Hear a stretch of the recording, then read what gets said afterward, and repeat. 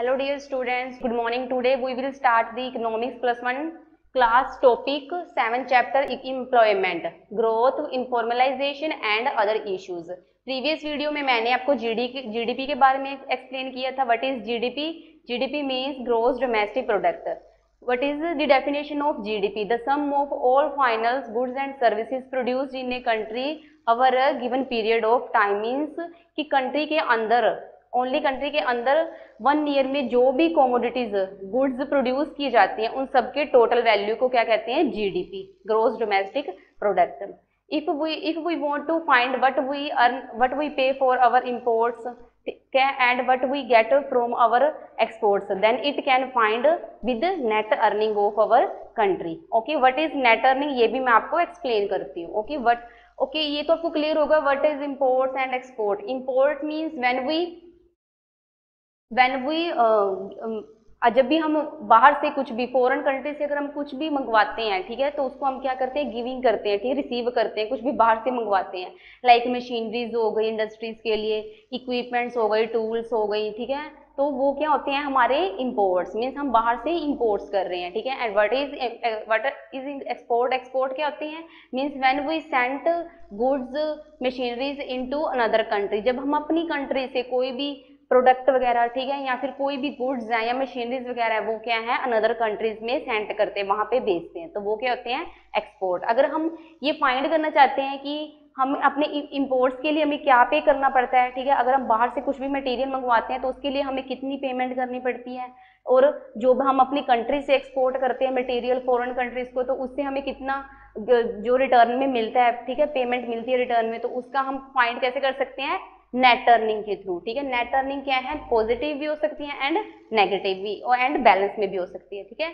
If अब देखो, like if our imports are greater than export. Okay, like यहाँ पे देखो, इंपोर्ट मीन्स जो भी हमने बाहर से मटेरियल मंगवाया है, ठीक है, एंड एक्सपोर्ट मीन्स जो भी हम अपनी कंट्री से अनदर कंट्रीज को सेंड करते हैं. अगर हमारे इंपोर्ट किया है हमने कोई भी मटेरियल लाइक 10,000 रुपीज़ में कोई भी हमने प्रोडक्ट इंपोर्ट किया है, बाहर से मशीनरी मंगवाई है, ठीक है, और हमने अपनी कंट्री से ओनली 5,000 रुपीज़ का एक्सपोर्ट किया है, ठीक है, बाहर मटेरियल हमने ओनली 5,000 का सेंड किया है, मतलब कि हमारे जो इंपोर्ट्स हैं वो ज़्यादा है इन कंपैरिजन एक्सपोर्ट. मीन्स हमें इंपोर्ट ज़्यादा किया है 10,000 का, एंड जो एक्सपोर्ट अपनी कंट्री से जो हमने मटेरियल दिया है वो क्या है? हमने 5,000 का किया. मीन्स हमारे जो इंपोर्ट है वो ग्रेटर देन है. तो इसीलिए जो नेट अर्निंग कैसे फाइंड करते हैं? मीन्स जो हमारे पास 10,000 माइनस 5,000. नेट अर्निंग क्या करते हैं कि इंपोर्ट में से एक्सपोर्ट या एक्सपोर्ट में से इंपोर्ट्स होते हैं उसको हम माइनस कर देते हैं, ठीक है. तो हमने इंपोर्ट किया 10,000 का, 10,000 में से 5,000 हमने माइनस किए, तो जो हमारे पास 5,000 आएगा वो हमारी क्या होगी? Net earning. तो नेट अर्निंग ये क्या है? पॉजिटिव नहीं है, ये नेगेटिव है. नेगेटिव क्यों है? बिकॉज हमने बाहर से जो मटीरियल मंगवाया वो हमने उसके लिए हमें पे ज़्यादा करनी पड़ी इन कंपेरिजन एक्सपोर्ट के, ठीक है. तो इसीलिए जो नेट अर्निंग है वो क्या है? नेगेटिव वे में है. Okay, net earning may be positive. How's that? If our exports are greater than in comparison import, then net earning may be positive.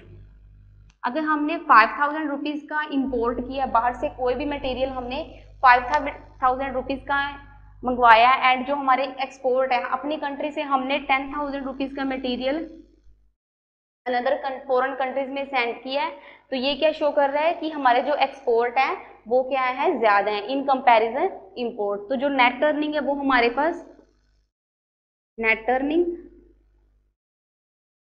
10,000 में से 5,000 माइनस कर देंगे, तो जो ये 5,000 है वो क्या हो गया? हमारी नेट अर्निंग. मीन्स हमने जो इंपोर्ट है वो 5,000 का किया, बाहर से मटेरियल 5,000 का मंगवाया, एंड जो एक्सपोर्ट है वो 10,000 का किया. मीन्स हमें 5,000 का प्रॉफिट हुआ है. जो प्रीवियस में हमने एग्जाम्पल में देखा था उसमें हमें माइनस में प्रॉफिट हुआ था, माइनस हुआ था प्रॉफिट, क्योंकि उसमें क्या है? नेगेटिव प्रॉफिट था. उसमें हमें क्या है? 5,000 उनको ज़्यादा देने पड़े. बट अब जो नेक्स्ट ये जो एग्जांपल है इसमें हमारे एक्सपोर्ट ज्यादा है, ठीक है, मीन्स हमें बाहर हम एक्सपोर्ट ज्यादा कर रहे हैं, बाहर मटेरियल ज्यादा भेज रहे हैं, तो इसीलिए जो मनी है हमारे पास वो भी ज्यादा आएगी, तो इसीलिए जो हमारी नेट अर्निंग होगी वो क्या है, पॉजिटिव होगी। ओके, नेट अर्निंग में भी पॉजिटिव और नेगेटिव, बैलेंस में भी हो सकती है, मीन्स जब हमारे इंपोर्ट एक्सपोर्ट दोनों क्या है, इक्वल होते हैं।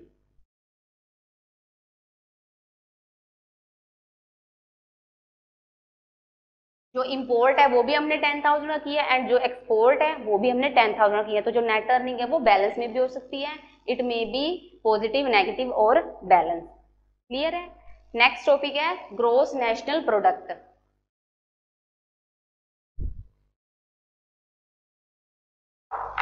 GNP, gross national product.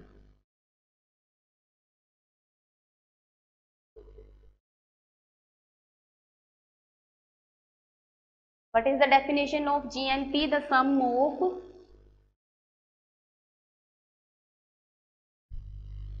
all final goods and services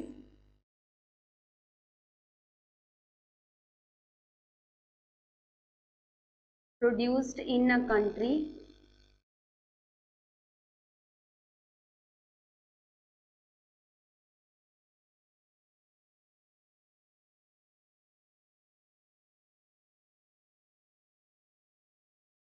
in a given period of time.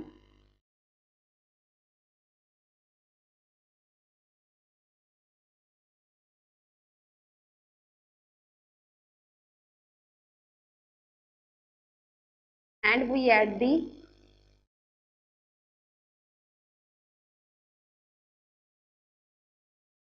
income from abroad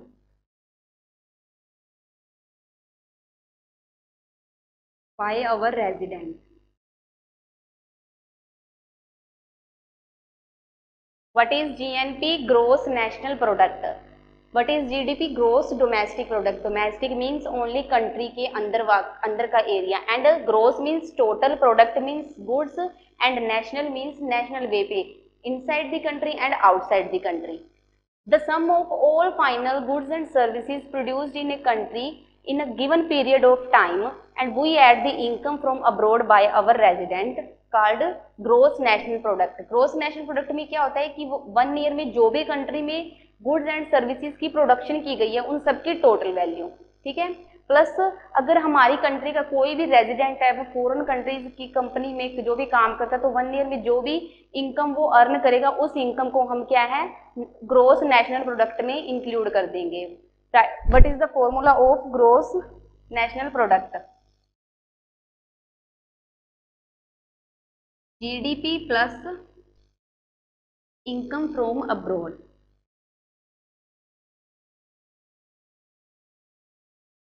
GDP gross domestic product, ठीक है, and income from abroad means कि अब अगर हमारी कंट्री का कोई भी पर्सन फॉरेन में कंपनी में जो भी काम करता है और 1 ईयर में जो भी इनकम वो अर्न करेगा उस इनकम को भी हम क्या है, GNP में इंक्लूड कर देंगे। क्लियर है। What is the difference between GDP and GNP?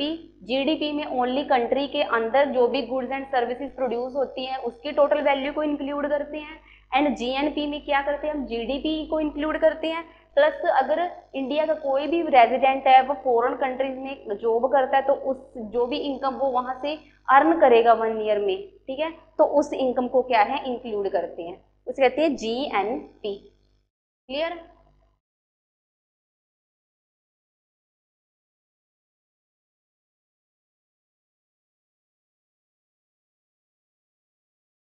What is economic activities? Those activities who play in the production or who play in the contribution of the gross national product is called economics activities। वो economics activities जो हमारी country की gross national product means GNP को increase करती है, उसमें contribution देती है, उसे हम क्या कहते हैं, economics activities.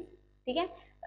Examples of economics activities like industries, agricultures, ठीक है, एक्सेट्रा, कुछ भी एग्जांपल्स हो सकती है इकोनॉमिक्स एक्टिविटीज की। तो ये सभी क्या है, हमारी कंट्री की जो प्रोडक्शन है उसको इंक्रीज करने में हेल्प करते हैं, तो इसलिए ये जो एक्टिविटीज हैं वो ग्रोस नेशनल प्रोडक्ट में इंक्लूड होती है। ठीक है।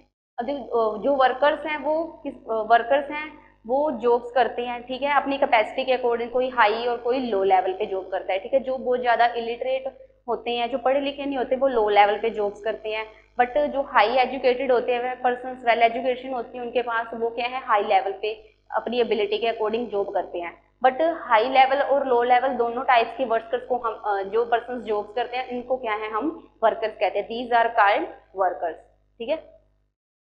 अब देखो कि कुछ पर्सन्स वर्कर्स होते हैं, वो कई बार क्या होता है कि कुछ workers due to illness, injury, ठीक है, बीमारी की वजह से, या फिर उनको कोई भी चोट वगैरह आ जाती है, या फिर जो रिलीजियस अपने रिलीजन से लेकर मैरिज फंक्शंस, ठीक है, उसकी वजह से उन्हें काफ़ी टाइम के लिए क्या है, जॉब से दूर रहना पड़ता है, ठीक है, अब्सटेन करना पड़ता है जॉब से, बिकॉज उनको प्रॉब्लम्स, कोई भी प्रॉब्लम क्रिएट हो सकती है। तो इन पर्सनस को भी हम क्या है, वर्कर्स में ही इंक्लूड करते हैं। अब देखो ओनली वो वर्कर्स क्या है, सिर्फ ओनली वो नहीं होते जिनको क्या है, पेमेंट दी जाती है, ठीक है, पे किया जाता है, ठीक है। वर्कर्स वो भी होते हैं जो अपनी खुद की जॉब करते हैं, सेल्फ एम्प्लॉयड होते हैं। सेल्फ एम्प्लॉयड वर्कर्स मीन्स जो पर्सन अपना खुद की जॉब करते हैं, अपना खुद का बिजनेस होता है, तो उन पर्सन्स को भी हम वर्कर्स में ही इंक्लूड करेंगे। और जो वर्कर्स को पेमेंट दी जाती है, ठीक है, वो दूसरे पर्सन की कंपनी में या फर्म में, इंडस्ट्रीज में जॉब कर रहा है, अपना खुद का सेल्फ बिजनेस नहीं है, तो उन पर्सन्स को भी these all persons are included in workers, ठीक है, whether it be work in any company or whether they are self employed, okay। अब देखो nature of employment of India is multiface, ठीक है। जो इंडिया का जो एम्प्लॉयमेंट का नेचर है वो मल्टीफेस है, ठीक है। Some person get employed throughout the year, ठीक है। कुछ पर्सन ऐसे होते हैं जो पूरे ईयर के लिए एम्प्लॉयड होते हैं, मीन्स उनके पास पूरे ईयर की जॉब, 1 ईयर की जॉब होती है, ठीक है, कंप्लीटली ईयर वो जॉब करते हैं। But some persons they get a job sometimes like about 6 month 4-5 month, ठीक है। बट कुछ पर्सन्स ऐसे होते हैं जो सिर्फ 6 मंथ के लिए जॉब करते हैं, बाकी टाइम उनको फ्री रहना पड़ता है। फॉर एग्जाम्पल एग्रीकल्चर एरिया में मेनली क्या होता है कि जो फार्मर्स होते हैं उनको 6 मंथ्स के लिए तो वो काम करते हैं, ठीक है, क्रॉप्स वगैरह ग्रो करते हैं, बट आफ्टर जो 6 मंथ्स हैं उनको फ्री रहना पड़ता है, ठीक है, उनके पास जॉब्स नहीं होती है, ठीक है। तो इसीलिए जो एम्प्लॉयमेंट का नेचर है कंट्री में वो मल्टीफेस है, ठीक है, बिकॉज सम पर्सन को जॉब्स क्या है 6 मंथ्स के लिए होती है, and some person get employed throughout the year, पूरे साल के लिए वो क्या है, एम्प्लॉयड रहते हैं, ओके। और कुछ पर्सन्स जो इलिटरेट होते हैं उनको अपनी एबिलिटी के अकॉर्डिंग इनकम है, जो भी उनको पेमेंट दी जाती है, ठीक है, वो कम दी जाती है, एंड जो पर्सन हाई लेवल्स की एजुकेशन प्रोवाइड होती है, एबिलिटीज होती है उनमें, ठीक है, उनको उनकी एजुकेशन के अकॉर्डिंग, उनकी एबिलिटी के अकॉर्डिंग पेमेंट दी जाती है, ठीक है। अगर हम एम्प्लॉयमेंट की एग्जाम्पल देखें इन 2011-12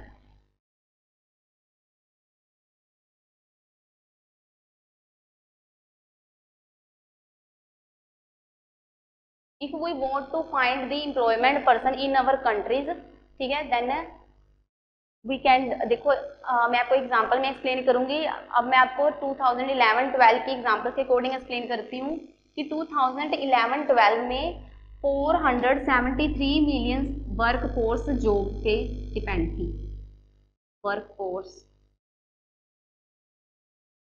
इंगेज्ड इन जॉब, एम्प्लॉयड। देखो 2011-12 में 473 मिलियन जो पॉपुलेशन है, वर्क फोर्स है 473 मिलियन, ठीक है, वो क्या है, जॉब कर रही थी, ठीक है, 2011-12 में, ओके। और मेनली देखो एंशिएंट टाइम में क्या होता था कि जो मेनली पॉपुलेशन है वो कहाँ पे रिसाइड करती थी, रूरल एरिया में, ठीक है, mainly population reside in rural area में रहते थे लोग, विलेजेस में रहते थे, ठीक है। तो इसीलिए विलेजेस में जो वर्क फोर्स है वो ज्यादा थी इन कंपेरिजन अर्बन एरिया, ठीक है। रूरल एरिया में जो वर्क फोर्स है वो ज्यादा थी, why, because population reside, most population is reside in rural area, ठीक है, in comparison urban area. 3-4 part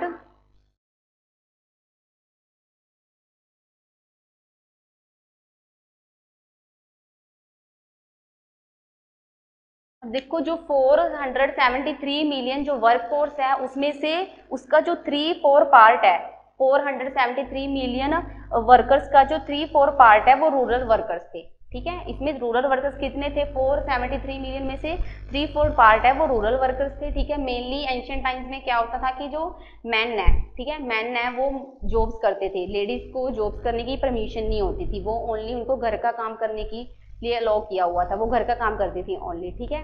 जो अबाउट 70% वीमेन जो मैन थे वो क्या है, वर्क करते थे। ठीक है। एंड रेस्ट ऑफ वीमेन जो 30% वीमेन थी वो क्या है, जॉब्स करती थी एंशियंट टाइम में। बट टुडे टाइम चेंज, ठीक है, और जो लोगों की थिंकिंग में चेंजेस आए हैं, और अब जो वीमेंस है मेंस हैं वो दोनों जॉब करते हैं। ठीक है। उनको वीमेंस को क्या है, वो परमिशन दे दी जाती है कि वो भी जॉब कर सकते हैं। बट पुराने टाइम में, एंशियंट टाइम में क्या होता था कि अबाउट 70% मैन थे वो जॉब्स करते थे, and rest of the women जो बाकी 30% पर्सन थे जो वो वीमेंस इंक्लूड थी वर्कर्स में। ठीक है। और बाकी जो मेनली जो वीमेंस है वो कैरी आउट ये जो घर का काम करती थी, लाइक जैसे कि फैच वाटर, वाटर लेके आना, पानी वगैरह लेके आना, ठीक है, कुकिंग करना, क्लीनिंग करना हाउस को, ठीक है, फ्यूल वुड, ठीक है, लकड़ी वगैरह जलाना, तो ये काम करते थे वो। ठीक है। और इसके बदले में उनको कोई पेमेंट भी नहीं दी जाती थी। ठीक है। तो these womens are not included in workers, तो इन वीमेंस को वर्कर्स में इंक्लूड नहीं किया गया बिकॉज वो घर का काम करती थी। ठीक है। बट कुछ सम इकोनॉमिक्स आर्ग्यू, कुछ इकोनॉमिक्स ने इस बात पे आर्ग्यूमेंट्स दी हैं। ठीक है। वो कहते हैं कि these womens are included in work force, इन वीमेंस को भी वर्क फोर्स में, वर्कर्स में इंक्लूड करना चाहिए बिकॉज वो घर का काम करती है बट काम तो कर रही है वो, तो इनको भी वर्कर्स में ही इंक्लूड करना चाहिए। ठीक है। What is work force? Work force is the group of person, ठीक है, who jobs in any company, firm, industries, etc.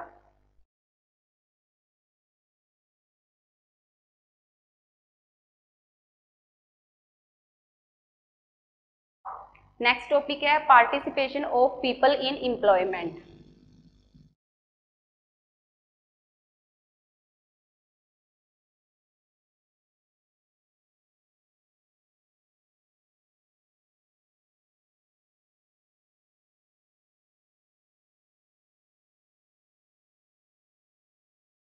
Next आपका टॉपिक है participation of people in employment. Employment में पीपल का पार्टिसिपेशन मीन्स कितने पर्सन हैं जो job करते हैं, ठीक है, and how many person they are unemployed, जिनके पास जॉब नहीं है।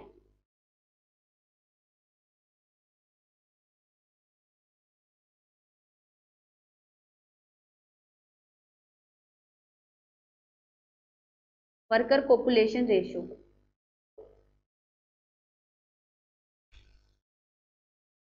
worker population is the indicator which help the country to find the employment of the country। ठीक है। वर्कर पॉपुलेशन रेशियो की हेल्प से हम क्या है, फाइंड कर सकते हैं कि हमारी कंट्री में कितने पर्सन के पास, कितने पर्सन एम्प्लॉयड है और कितने पर्सन अनएम्प्लॉयड है, मीन्स कितने पर्सन के पास जॉब है और कितने पर्सन के पास जॉब नहीं है। तो ये हम किसकी हेल्प से फाइंड कर सकते हैं, worker population ratio. Worker population ratio की हेल्प से हम क्या है, पॉपुलेशन रेशियो फाइंड कर सकते हैं, जिसके थ्रू हमें पता चल जाएगा कि कितना परसेंट पर्सन हैं जो कंट्री की प्रोडक्शन में अपना रोल प्ले करते हैं, मीन्स कितने परसेंट पर्सन कंट्री की प्रोडक्शन को इंक्रीज करते हैं, ठीक है, बढ़ाते हैं। तो इसके बारे में भी हमें पता चलता है with the help of worker population ratio. If the worker population ratio is high, अगर हमारी वर्कर पॉपुलेशन रेशियो हाई है, मीन्स ज़्यादा पर्सन वर्क कर रहे हैं कंट्री में, ठीक है, तो इससे क्या होगा कि हमारी कंट्री की जो प्रोडक्शन है इंक्रीज होगी, प्रोडक्शन इंक्रीज होने से नेशनल इनकम इंक्रीज होगी और कंट्री की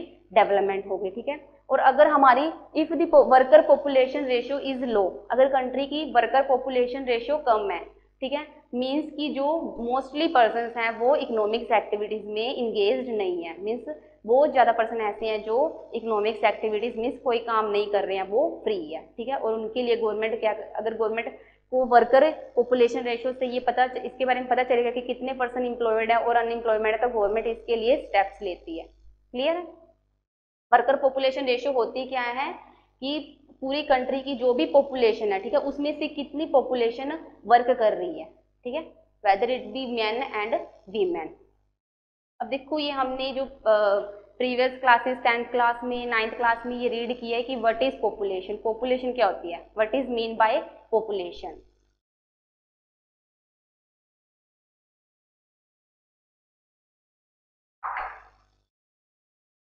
meaning of population,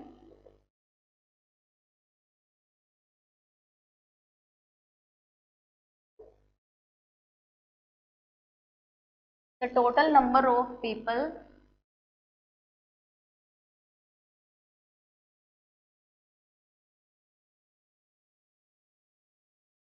who resides in a particular locality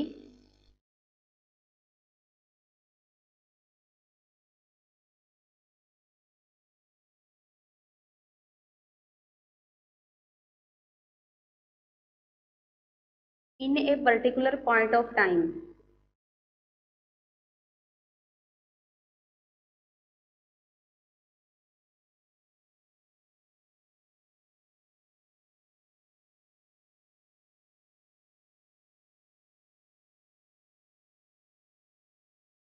What is mean by population? Population का मीनिंग क्या होता है? The total number of people who reside in a particular locality. Reside मतलब रहना, ठीक है, एक पर्टिकुलर एरिया में, in a particular point of time, एक पर्टिकुलर टाइम में, ठीक है, एक पर्टिकुलर ईयर में, ठीक है, या टाइम में, कोई भी given period of time.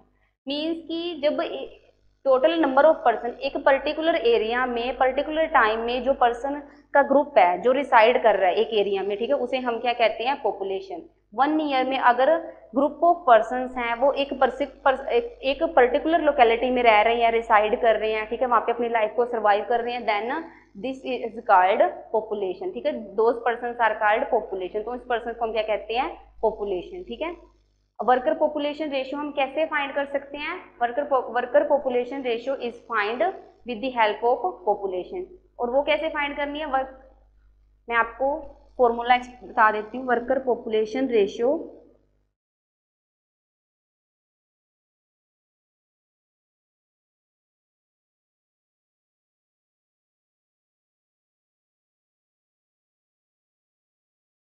Workers total population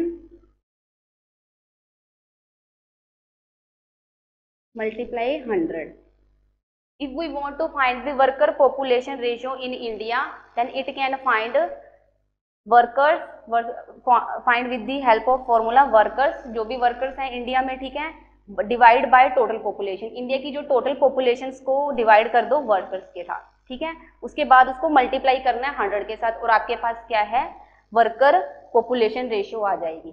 clear है? वर्कर पॉपुलेशन कैसे फाइंड करते हैं? वर्कर्स, टोटल वर्कर्स जो काम कर रहे हैं, ठीक है, जिनके पास जॉब है, divide by total population. India की जो भी टोटल पॉपुलेशन उसके साथ डिवाइड कर दो, उसके बाद उसको 100 के साथ मल्टीप्लाई कर दो और जो भी आपके पास आंसर आएगा वो होगी worker population ratio. Okay.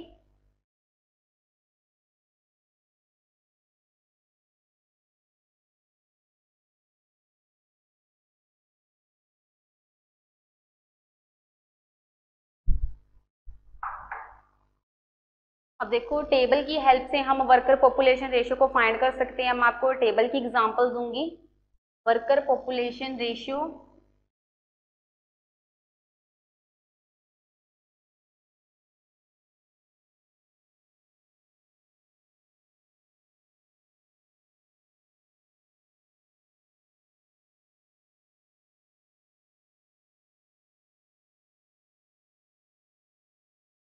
Sex, men and women, men,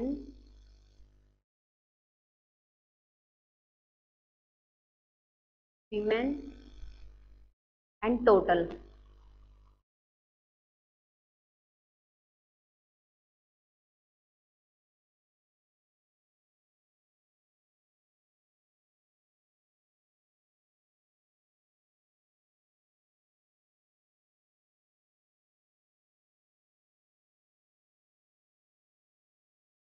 total rural area,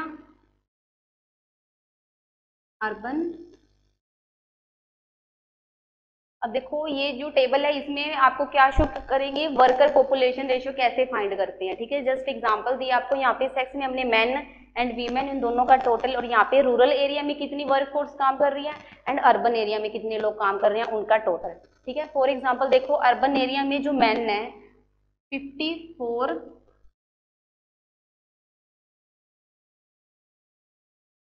54.6 जो मेन है वो अर्बन एरिया में जॉब कर रहे हैं. ओके. एंड वीमेंस कितनी है 14.7। अर्बन एरिया में 54.6 मैन है वो जॉब कर रहे हैं, ठीक है, एंड 14.7 वीमेंस हैं वो जॉब करती हैं, ठीक है, जिनके पास जॉब है, ठीक है। अर्बन एरिया मीन्स शहरों में, ठीक है, and rural area means villages में। विलेजेस में कितने मैन हैं जो जिनके पास जॉब है खुद की 54.3 एंड जो वीमेंस हैं वो कितनी है 24.8, ठीक है। मीन्स की जो मैन है रूरल एरिया में जिनके पास जॉब्स है वो कितनी है 54.3 एंड जो वीमेंस है वो कितनी है 24.8। अब देखो अर्बन एरिया में जो मैन है वो कितने 54.6 जिनके पास खुद की जॉब है एंड वीमेंस है 14.7। इन दोनों का हम टोटल कर देंगे तो कितना आएगा 35.5, ठीक है। अगर अर्बन एरिया की हमने रेशियो फाइंड करनी है, ठीक है, ये तो वर्कर पॉपुलेशन रेशियो, ये तो हम पूरी इंडिया की रेशियो फाइंड करते हैं, ठीक है। अगर हमने अर्बन एरिया की ओनली सिटीज की हमने पॉपुलेशन रेशियो फाइंड करनी है तो वो कैसे फाइंड करते हैं मैन प्लस वीमेन बाय 2, ठीक है। जितने भी हमारे पास मैन हैं जो वर्कर्स हैं 54.6 प्लस वीमेंस है 14.7 उसको 2 के साथ डिवाइड कर देना है तो हमारे पास 35.5 आंसर आएगा। मीन्स अर्बन एरिया में टोटल 35.5 वर्क फोर्स है वो जो जॉब्स कर रही हैं, ठीक है। और अगर हमें रूरल एरिया में फाइंड करना है तो क्या करना है कि जो मैन है प्लस वीमेन यही फॉर्मूला हमने यूज करना है 54.3 मैन प्लस वीमेंस कितनी है 24.8 और इसको भी 2 के साथ डिवाइड कर देना है। क्लियर है, तो हमारे पास आ जाएगा 39.9, ठीक है। मीन्स रूरल एरिया में 39.9 मैन एंड वीमेंस है पॉपुलेशन है जो कि है जॉब्स कर रही है जिनके पास जॉब है। क्लियर है। अब हमने टोटल फाइंड करनी है, urban area and rural area दोनों की टोटल फाइंड करनी है तो वो हम कैसे करेंगे अर्बन एरिया में जितने भी मैन की फाइंड करते हैं पहले हम 54.3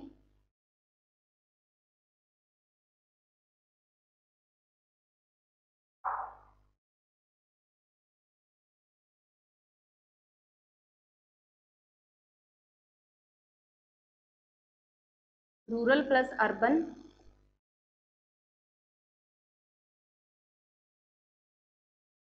बाय 2, ठीक है।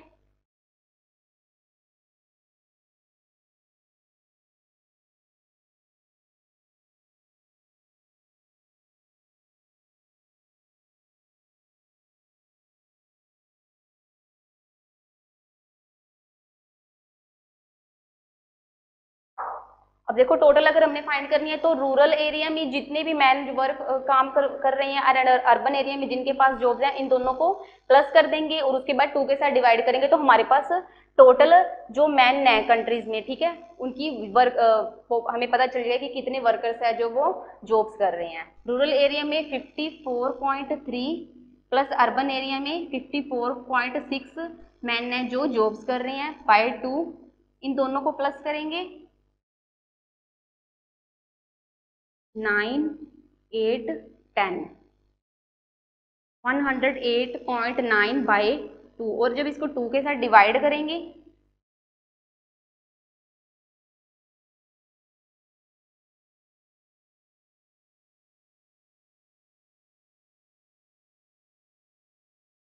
तो हमारे पास आंसर आएगा टोटल 54.4 जो मैन है वो जॉब्स कर रही है जिनके पास जॉब है तो यहाँ पे आ जाएगा 54.4, ठीक है। ये तो हमने मैन की फाइंड की थी कि कितने मैन जॉब कर रहे हैं कंट्री में और वीमेन की भी एज इट इज ही फाइंड करनी है 14.7 प्लस 24.8 इन दोनों को प्लस करेंगे, प्लस करने के बाद जो आंसर आएगा उसको 2 के साथ डिवाइड कर देंगे, ठीक है, और हमारे पास क्या आंसर आ जाएगा 21.9। ओके, फिर इन दोनों का टोटल कर देंगे, इन दोनों का टोटल जैसे ये दोनों का टोटल किया है, ठीक है, सेम ही टोटल करना है, दोनों को प्लस करके 2 के साथ डिवाइड करना है। 54.4 21.9 इन दोनों को हम प्लस कर देंगे, प्लस करने के बाद उसको 2 के साथ डिवाइड करेंगे और हमारे पास क्या आंसर आ जाएगा 38.6। Means rural and urban area की जो total population man and women जो वर्क कर रहे हैं काम कर रहे हैं, ठीक है, और उन दोनों का टोटल फाइंड करके हमने 38.6 ये रेशियो फाइंड की है। ये हमारी कंट्री की रेशियो है, मीन्स 38.6 जो वर्कर पॉपुलेशन रेशियो है वो जॉब कर रही है। क्लियर है टेबल।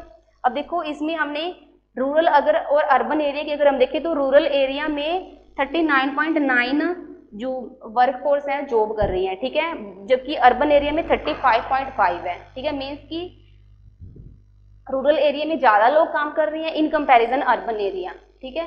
ऐसा क्यों है, ठीक है, what is the reason behind it, because जो अर्बन एरिया है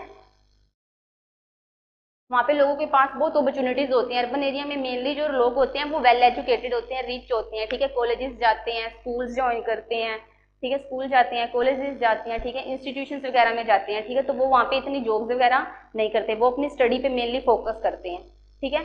तो इसीलिए वहाँ पे जो पॉपुलेशन है वो जो वर्कर्स हैं वो बहुत कम होते हैं इन कंपैरिजन रूरल एरिया में, ठीक है। रूरल एरिया में मैंने पहले भी आपको टॉपिक में बताया था कि रूरल एरिया में जो पॉपुलेशन है वो ज़्यादा होती है, ठीक है, और वहाँ पे जो लोग हैं वो पढ़े लिखे नहीं होते, इलिटरेट होते हैं, क्यों, बिकॉज दे आर पुअर, वो पुअर होते हैं, उनके पास इतनी मनी नहीं होती है कि वो जॉब मनी नहीं होती कि वो स्कूल्स जा सकें या कॉलेज ज्वाइन कर सके, कोई भी इंस्टीट्यूशन में अपनी स्टडी कर सके, ठीक है। तो इसीलिए उनको क्या है जॉब्स करनी पड़ती है, ठीक है, तो जॉब्स करनी पड़ती है, तो इसीलिए रूरल एरिया में जो वर्क फोर्स है वो इन कंपैरिजन अर्बन एरिया के ज़्यादा होती है। क्लियर है।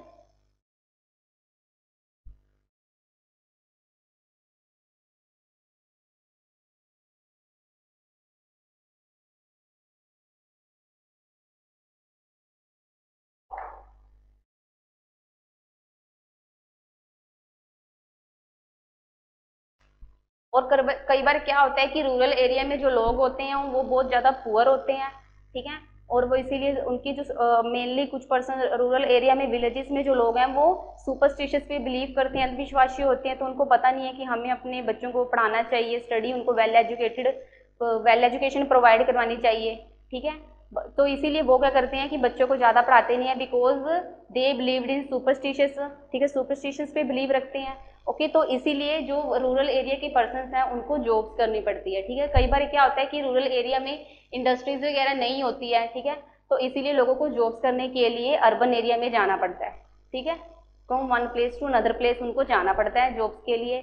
और अर्बन एरिया के लोग हैं मेनली वो थोड़े रिच होते हैं, ठीक है, उनकी वो सुपरस्टिशियस में इतना बिलीव नहीं करते हैं, because they live in urban area, cities में रहते हैं, तो उनकी जो थिंकिंग है वह थोड़ी ओपन माइंड की होती है, तो इसीलिए वो अपने बच्चों को स्टडीज़ प्रोवाइड करवाते हैं, वेल एजुकेशन प्रोवाइड करवाते हैं, ठीक है, ताकि उनका जो फ्यूचर है वो सेट हो सके, ठीक है। तो इसीलिए वो अर्बन एरिया में लोग जो वर्कर्स होते हैं वो कम काम करते हैं इन कंपैरिजन रूरल एरिया में। रूरल एरिया में एंशियंट टाइम की हम बात करें तो रूरल एरिया में पॉपुलेशन भी ज़्यादा होती है, तो इसीलिए जो रूरल एरिया के लोग हैं वो मेनली जॉब्स करते हैं, ठीक है, और उनको जॉब्स पे डिपेंड रहने के लिए कई बार क्या है सिटीज़ में भी रहना पड़ता है, ठीक है, बिकॉज रूरल एरिया में जॉब्स की जो भी सोर्सेज होते हैं वो बहुत कम होते हैं, और इसीलिए रूरल एरिया में लोगों को अपनी लाइफ को सर्वाइव करने के लिए अर्बन एरिया में जॉब्स के लिए जाना पड़ता है रेगुलर।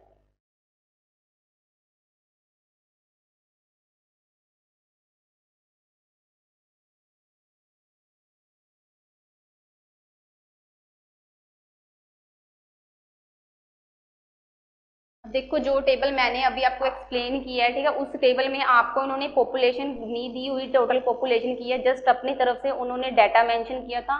तो अगर आप अपनी तरफ से नोटबुक में क्या है कोई भी डाटा मेंशन करके रूरल एरिया को लेके अर्बन एरिया को लेके, ठीक है, मैन एंड वीमेन कितनी है वर्कफोर्स काम कर रही है, ठीक है, टोटल पर्सन कितने हो गए रूरल और अर्बन के, उनको टोटल उनकी रेशियो फाइंड करके आपके अपनी तरफ से भी डाटा तैयार करके लिख सकते हैं, ठीक है, बिकॉज इसमें जो डाटा दिया हुआ है बुक में वो क्या है जस्ट आपको एग्जांपल दी गई है, आपको समझाने के लिए दिया गया है कि वर्कर पॉपुलेशन रेशियो कैसे फाइंड करते हैं, ठीक है।